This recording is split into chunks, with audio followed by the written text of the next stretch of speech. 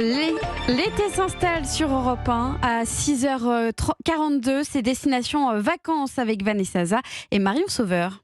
Bonjour Vanessa. Bonjour Alexandre, bonjour à tous. On prend avec vous ce matin sur Europe 1 la direction de la Bourgogne pour la plus grande ouverture de l'année. Allez, ouverture. Voilà, l'ouverture de la Cité des climats et des vins de Bourgogne. Bordeaux donc avait sa Cité des vins, et bien désormais la Bourgogne a la sienne.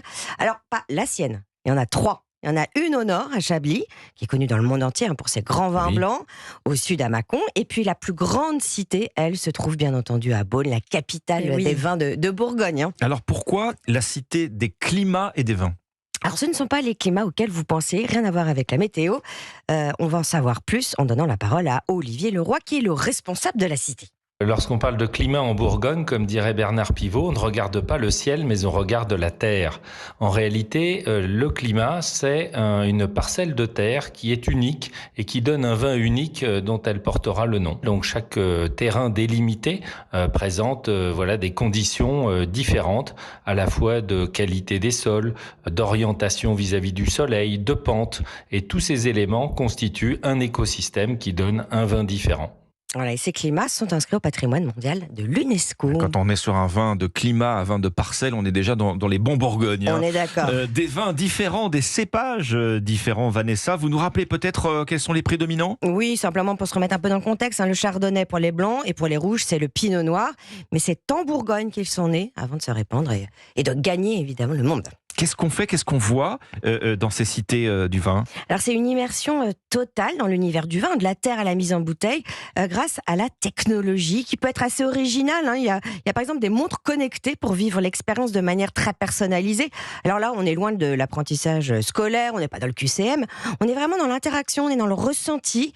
Et au bout du parcours, en fonction de ce qui vous a interpellé, ce que vous avez mentionné en bipant avec votre montre, eh bien vous repartez avec un petit film de votre aventure au pays des vins, avec en prime une belle étiquette personnalisée. C'est sympa ça, belle immersion. Alors d'autres exemples peut-être pour nous mettre l'eau à la bouche. C'est compliqué parce qu'il y en a pas mal, mais moi je dirais la cave aux arômes. C'est une série d'une douzaine de globes de verre, transparents pour la plupart et opaques pour l'un d'entre eux, qui permettent en fait de se constituer une bibliothèque olfactive.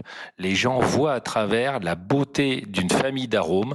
Est-ce que c'est la famille des fruits rouges ? Est-ce que c'est la famille du cuir ? Est-ce que c'est la famille des produits lactés ?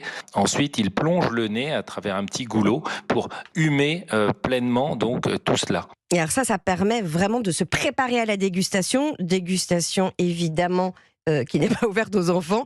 Et pour les parents, on consomme avec modération. Dans tous les cas, évidemment. Cette cité des vins, elle fait partie vraiment du patrimoine culturel. C'est un bon complément quand on visite les hospices de Beaune, par exemple, et la région. Des adresses à nous conseiller, Allez, je vous Vanessa. en donne une. La maison Cabotte, c'est un hôtel d'hôtes, un clin d'œil aux cabottes. Vous savez, ces anciennes cabanes qui servaient d'abri aux vignerons, et c'est à Beaune.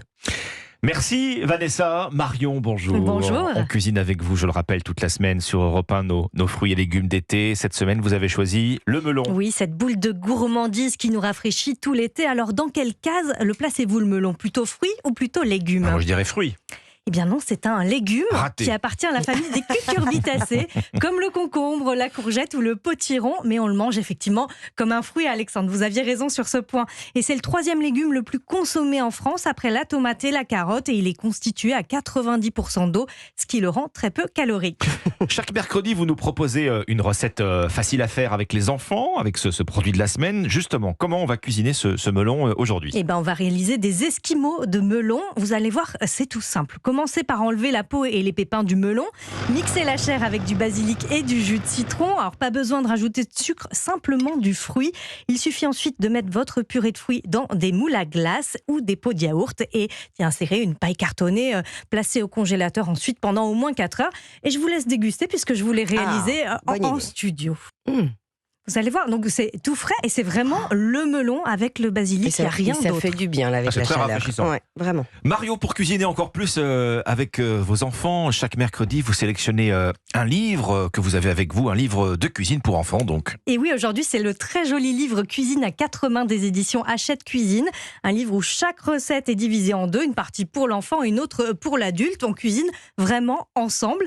Avec le melon, donc on va réaliser des brochettes aux chèvres et aux fines herbes. L'enfant va va donc réaliser les petites boules de chèvre frais avec les herbes, tandis que l'adulte va préparer des billes de melon. C'est vraiment amusant. On va où si on ne veut pas se mettre au fourneau? Je vous emmène au restaurant, forcément, Mais aujourd'hui. oui. Vous dans l'emmenez au l'Aveyron. restaurant tous les jours quand même. Hein. Vous avez un bon budget tous les deux. On part à- C'est vous qui régalez, allez. Mais oui, c'est moi. On part à Conques dans l'Aveyron. Vanessa nous en oui. a parlé la semaine dernière.